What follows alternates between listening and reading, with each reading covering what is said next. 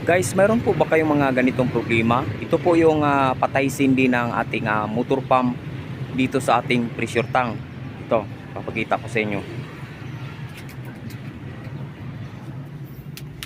Once kasi na may mga butas na itong ating pressure tank mga katubo, ito yung palatandaan na mayroon na pong singaw ang inyong pressure tank.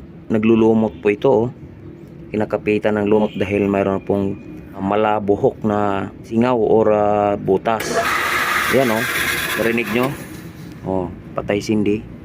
Patay sindi ang kanyang operasyon ng ating motor pump dahil dito mayroong mga, yun nga sinasabi ko, na malabuhok na singaw, butas nitong ating pressure tank. Yan ganyan talaga yung mga palatandaan. So ang gagawin talaga natin dito, halimbawa kung wala po kayong pamalit ng pressure tank pansamantala, ay pagtsatsagaan nyo munang mag-drain ng tubig.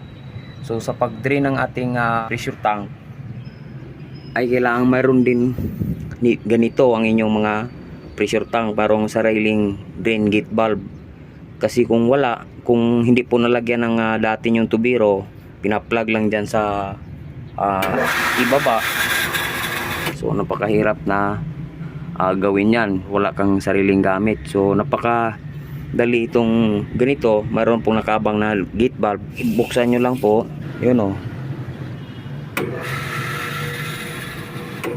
ayan, marinig nyo.